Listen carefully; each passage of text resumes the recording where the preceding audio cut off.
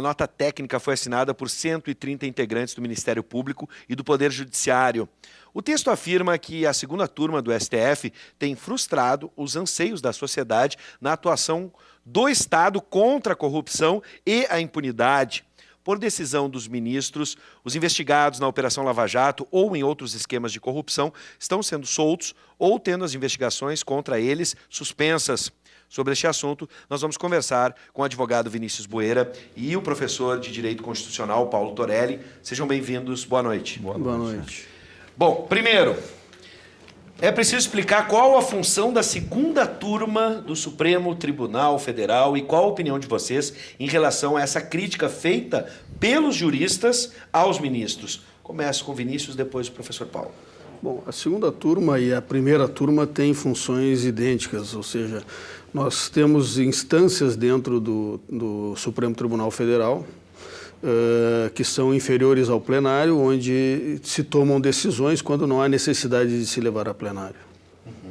Professor, completar alguma coisa? E depois eu começo com o senhor, depois eu volto com o Vinícius sobre essa crítica feita, esse documento assinado.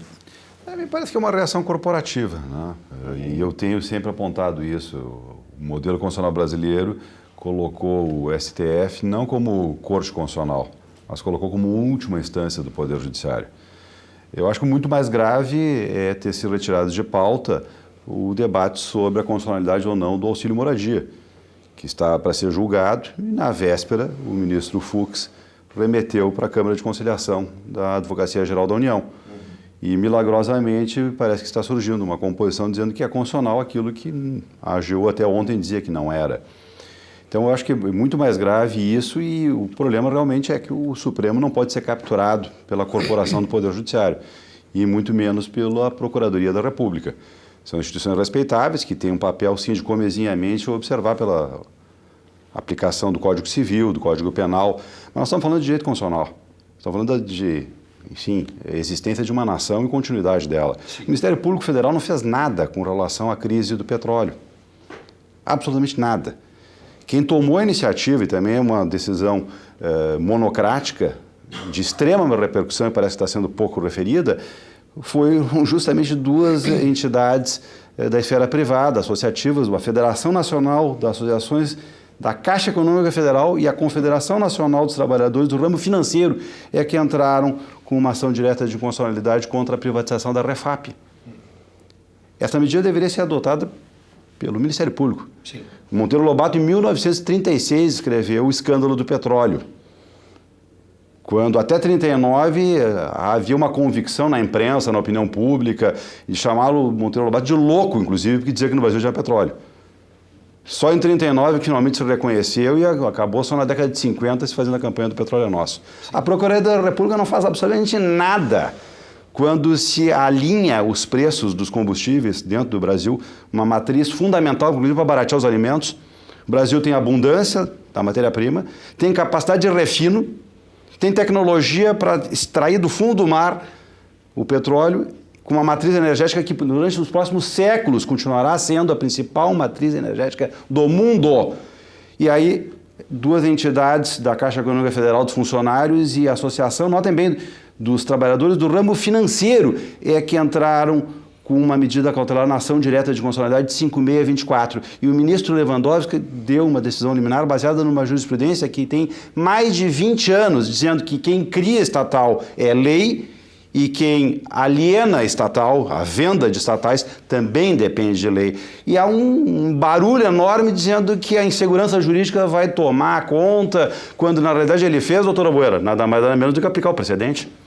Bom, doutor, o senhor compartilha dessa visão do professor? Eu acho que a discussão ela não tem que ser centrada nesse ponto que o Torelli tocou, mas o principal, e o que está criando grande controvérsia na imprensa e na sociedade, principalmente nas redes sociais, são as decisões, como tu mesmo disseste, Bives, da segunda turma com relação aos presos da Lava Jato e outras operações de investigação da Polícia Federal e do Ministério Público Federal, onde existe uma clara divergência entre as decisões da primeira turma e as decisões da segunda turma, totalmente antagônicas essas decisões. Inclusive, as decisões da segunda turma estão contrariando a decisão do plenário, ou seja, o plenário sinalizou que do ano passado para cá haveria possibilidade de prisão em segunda instância e numa decisão quebrando esse precedente, criando a insegurança jurídica, se toma a decisão de que não se pode mais prender em segunda instância e tem que esperar o trânsito julgado, não respeitando a decisão da maioria. Ou seja, a grande divergência que está havendo é que a segunda turma não está respeitando o que a maioria decidiu. E nós vamos ver qual é a composição da segunda turma e nós vamos ver o seguinte: primeiro, nós temos o Gilmar Mendes. Não quero levar em consideração ou argumentar que existe alguma irregularidade moral e ética nessas decisões. Mas a gente tem que observar que o Gilmar Mendes tem libertado, por exemplo, investigados da Lava Jato, no Rio de Janeiro, que estavam presos pelo decreto de prisão do Marcelo Bretas, que é afilhado de casamento dele. Ou seja, o Gilmar Mendes foi padrinho de casamento e não se deu por suspeito e nem por impedido. O Gilmar Mendes tirou da cadeia clientes da mulher dele, ou seja, a mulher do Gilmar Mendes, a esposa do Gilmar Mendes, é advogada de um escritório de advocacia grande no Rio de Janeiro, que defende alguns investigados na Lava Jato, que caíram para o Gilmar Mendes decidir, e o Gilmar Mendes decidiu monocraticamente para conceder habeas corpus. O Gilmar Mendes tomou decisão no caso da JBS, julgando os donos da JBS, sendo que recebeu dinheiro da JBS através do seu Instituto de Direito Público, que é uma faculdade em Brasília, e a própria secretaria da faculdade disse que parte das doações que a JBS deu foi para o caixa particular do Gilmar Mendes. Nós temos também um outro grave problema com relação ao Toffoli. O Toffoli, antes, vamos fazer uma retrospectiva histórica, o Toffoli foi advogado de 2 eleições presidenciais do PT, ou seja, foi o chefe jurídico das campanhas eleitorais do Lula, das 2 campanhas eleitorais do Lula. Neste momento, ele era subordinado ao José Dirceu, presidente do PT. Ele foi depois alçado a advogado da Casa Civil, quando o José Dirceu era ministro da Casa Civil. Ele virou advogado-geral da União por indicação e pressão do José Dirceu. Ele é o homem de confiança de José Dirceu, era naquele momento. Ele também foi indicado ao STF por força política do José Dirceu junto ao Lula. Ele foi 2 vezes reprovado em concurso para juiz, ou seja, ele não tem, pelo menos segundo o Tribunal de Justiça de São Paulo, autoconhecimento jurídico, renomado conhecimento jurídico, para estar na Suprema Corte Brasileira.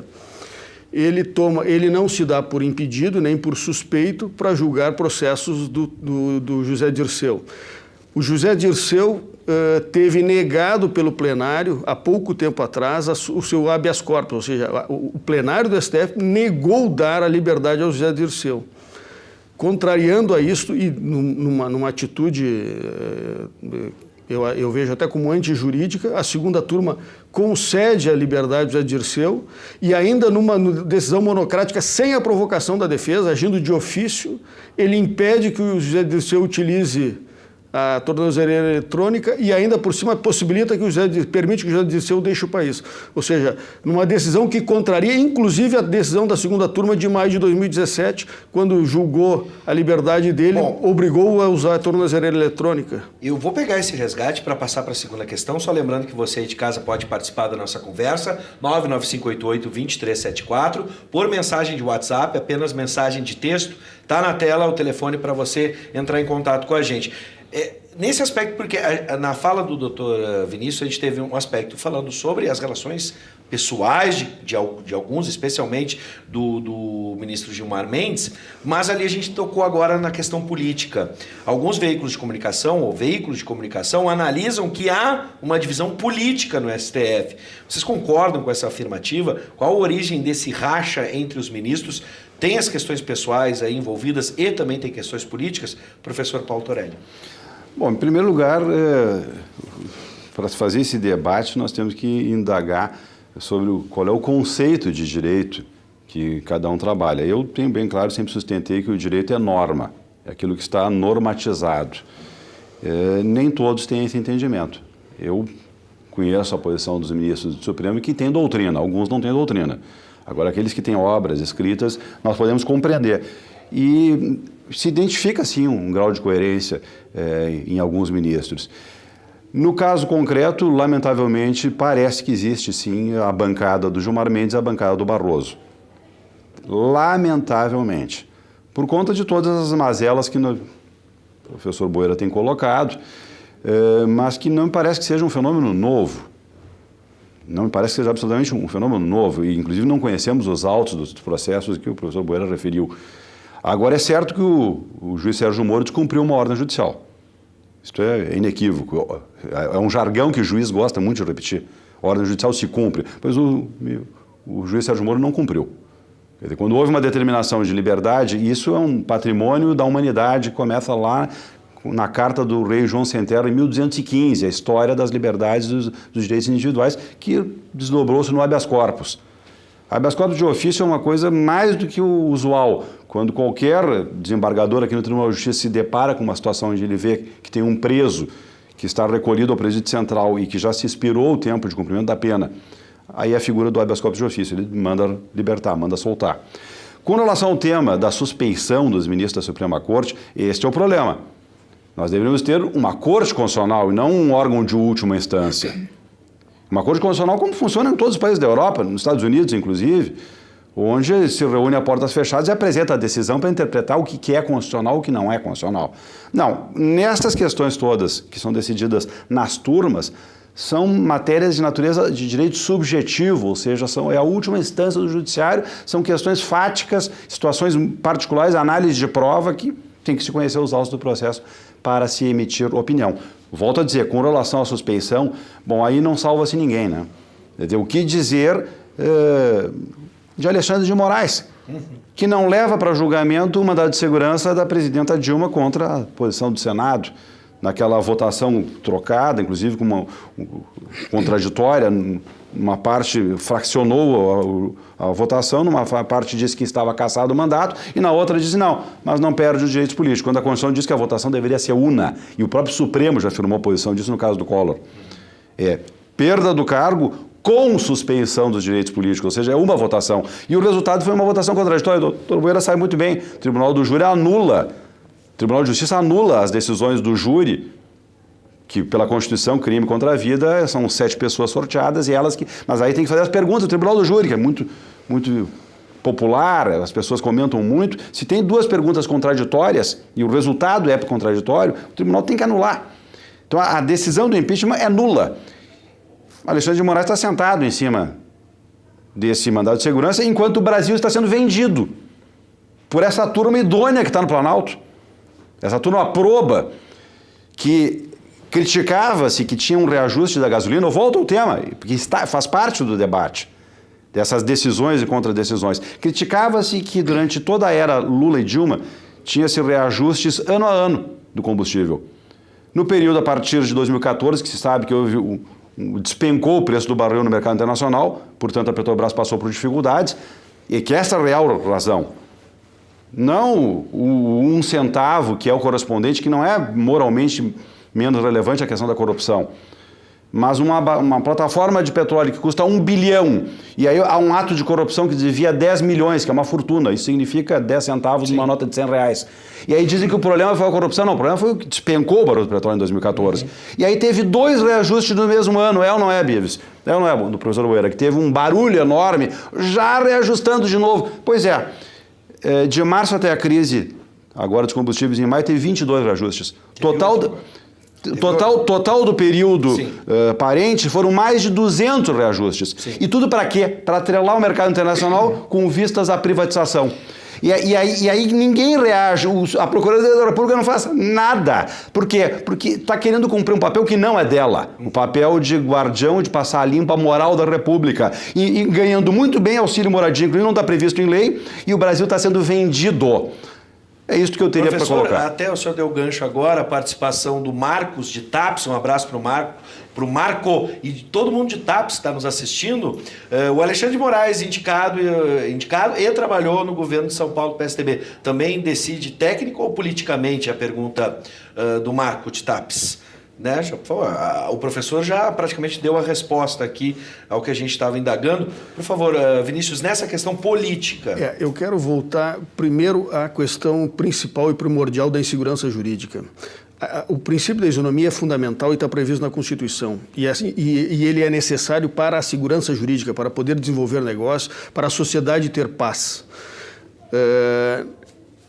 Em 2017, quando foi concedida a liberdade do José Dirceu, que já foi condenado no mensalão e foi condenado novamente agora em colegiado na Operação Lava Jato, o própria segunda turma, nas mãos do Toffoli, disse que era necessária a imposição de medidas cautelares como tornozeleira eletrônica e caçar o passaporte para que ele não fugisse do país, para a garantia da execução penal. O que o Moro fez agora quando a segunda turma concedeu a liberdade? Aplicou o precedente da própria segunda turma de menos de um ano atrás, um ano e um mês atrás, que obrigava a imposição de colocação de medidas cautelares.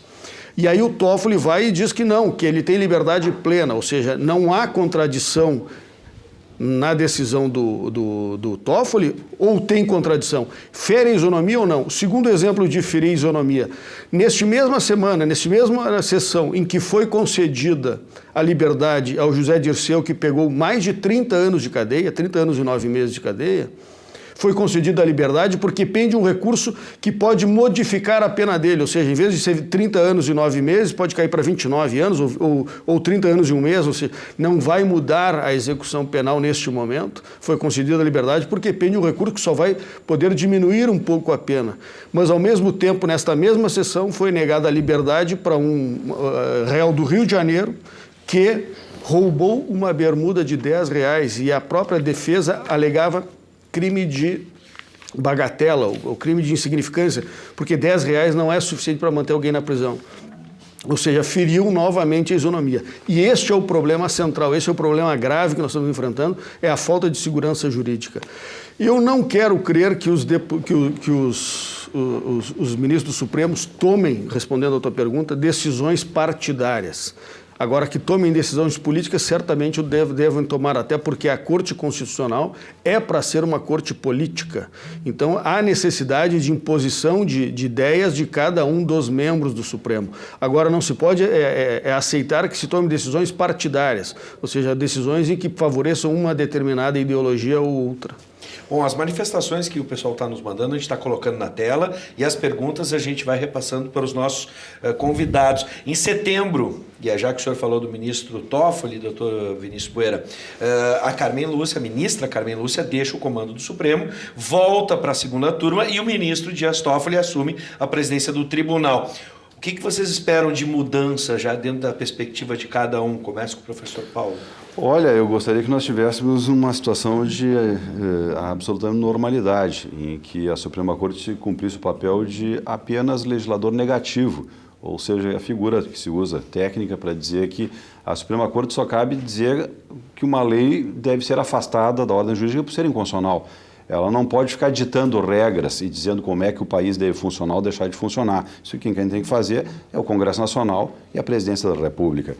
Então, eu acredito que espero que ele vá agir com serenidade, sem nenhuma mudança, porque está errado, parece que é coisa de Câmara de Vereadores, que o cara é cidadão, e nada contra as câmaras de vereadores, mas é que aí, pela juventude, pelo ímpeto, pela proximidade da sociedade, o cara assume a presidência da Câmara de Vereadores, acha que vai mudar e vai refazer as relações econômicas e sociais.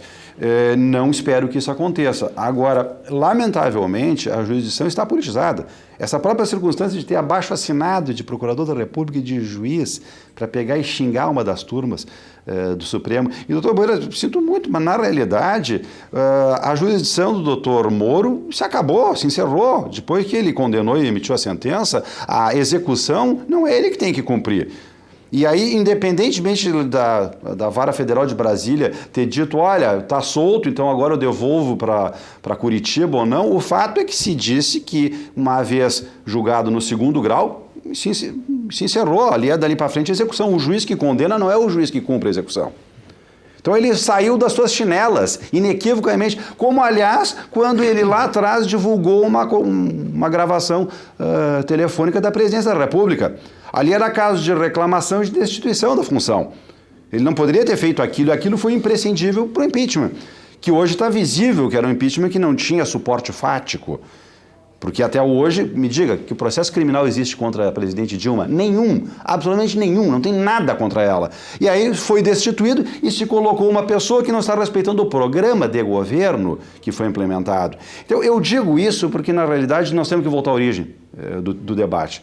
A origem do debate é que nós precisamos de uma corte constitucional. Não é razoável, porque isso acontece, isso faz parte nos Estados Unidos, na Europa, qualquer país do mundo. É a coisa mais normal do mundo uma Câmara ou uma turma decidir de uma forma. Aqui no Tribunal de Justiça, no caso da política salarial que não foi cumprida pelo governo Brito, tinham câmaras do tribunal que concediam a decisão a favor dos funcionários para reajustar os salários e outras que não concediam.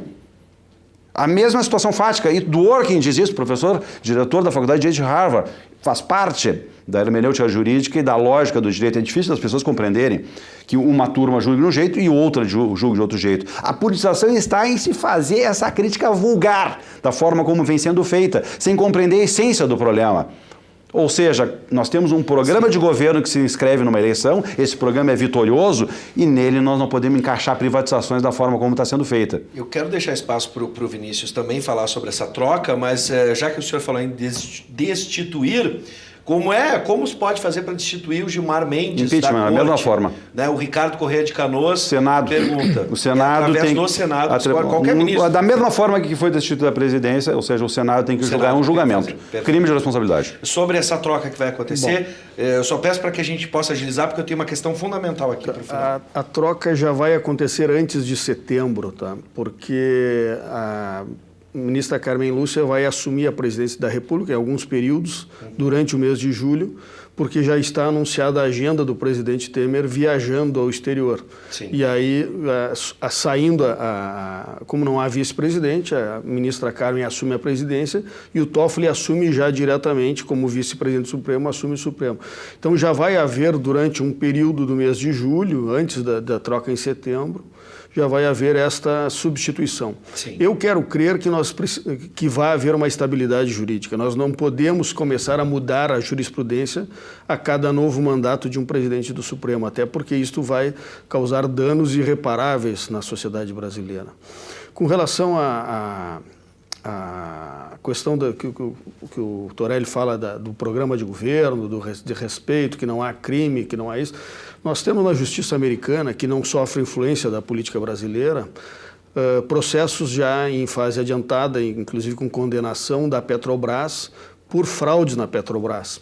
Ou seja, nós temos, na verdade, este governo que foi deposto da presidente Dilma, ficou provado já no processo do Mensalão que era uma grande quadrilha que assaltou o Brasil e que causou danos irreversíveis e irreparáveis para as próximas gerações. Esta é a verdade, ou seja, nós precisamos saber que todas as estatais brasileiras foram assaltadas pelo governo que foi deposto. Bom, esse debate a gente pode continuar numa outra oportunidade, mas eu volto para uma questão central para a nossa Mas discussão. tem que ser esclarecido que dá uma informação falsa aqui, né? O que houve foi um acordo do Pedro Parente já na primeira instância. Um acordo altamente lesivo aos interesses brasileiros.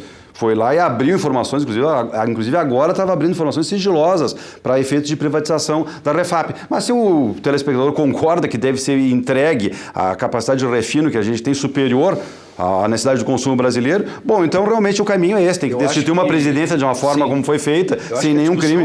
É um outro debate aqui.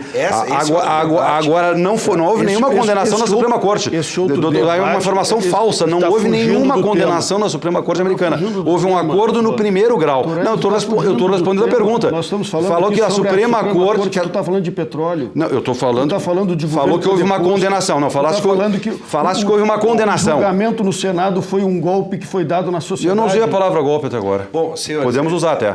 Mas obrigado, acho que faz parte do debate. Agora, o senhor falou que a Suprema Corte americana condenou. Houve um acordo do Pedro Parente, um novo governo que assumiu, no primeiro grau, altamente lesivo. Eu não falei Eu vou pedir o seguinte, essa discussão é produtiva, sim, e a gente, está vivendo isso no dia a dia. Teve um reajuste da gasolina agora há poucos. Você que está passando aí na rua já viu que a gasolina aumentou. Acho essa discussão muito produtiva e a gente pode fazer em outro momento, mas a pergunta final seria essa. E se falou aqui durante o nosso debate, e isso é um debate, cada um vai defender a sua posição, e por isso já agradeço a presença dos dois, na vontade, no intuito de se fazer esse debate sobre o STF. É o que se disse aqui, por exemplo, a indicação é a melhor forma? Qual seria a melhor forma para a escolha dos ministros, a mais justa? Essa hoje é correta por indicação presidencial, enfim? Eu vejo que esse sistema atual brasileiro, previsto na Constituição de 88, é muito falho. E nós temos experiências mais bem-sucedidas ao redor do mundo de indicação de membros do Supremo e de mandatos do membro do Supremo. Ou seja, nós temos no Brasil a aposentadoria aos 75 anos. Nos Estados Unidos nós temos vitalício. Nós temos outros exemplos de escolha. Na Alemanha, por exemplo, não é o presidente que indica, é uma comissão, é uma assembleia constituída pelo Congresso Nacional deles, pela Câmara Alta, Câmara Baixa e mais assembleias legislativas estaduais.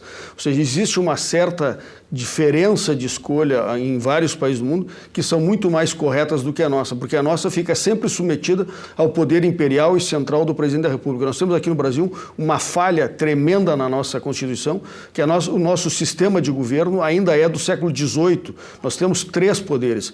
As melhores democracias do mundo já têm 6 poderes. Ou seja, nós, no momento que temos a chefia de Estado, a chefia de governo e a chefia da administração pública centrada na mesma pessoa e ainda a indicação dos membros da Suprema Corte, nós fechamos demais numa única pessoa e temos a desgraça que nós estamos vivendo hoje. Professor Torelli?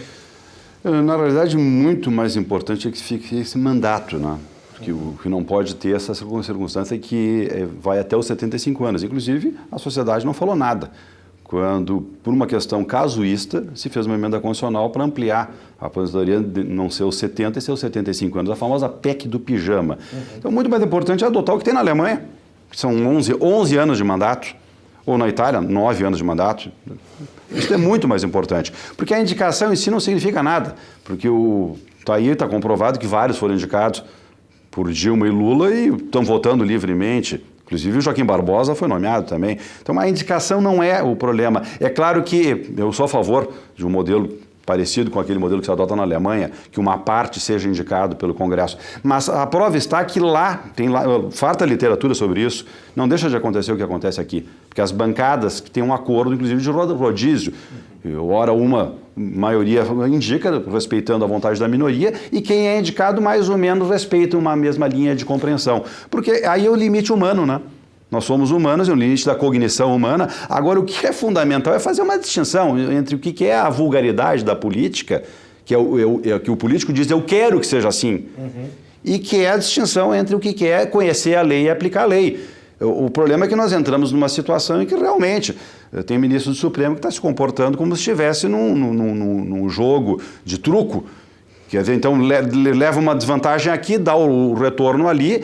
E realmente, o voto da ministra Rosa Weber até hoje é inexplicável, no caso da prisão no segundo grau. A colocação de mandato, por favor, me permite, a colocação de mandato, como tem na Alemanha de 11 anos, cria um grande problema, que é se nós tivermos uma continuidade de um mesmo partido na presidência da República, vai chegar em um determinado momento que nós vamos ter todos os membros da Suprema Corte indicados pela mesma ideologia política. Então, quanto mais longo for a presença de um ministro na Suprema Corte, vai dar mais estabilidade jurídica e mais segurança para quem investe no país. Bom, em primeiro lugar, eu quero agradecer a disposição dos dois em vir debater e defender as suas ideias. Muito obrigado, e é disso que a gente precisa. Cada vez mais debates e produtivos e inteligentes como a gente teve aqui. Claro, cada um vai defender a sua posição e a discussão para outros assuntos, o espaço fica aberto. Professor Torelli, muito obrigado sempre por nos atender. Doutor Vinícius, da mesma forma.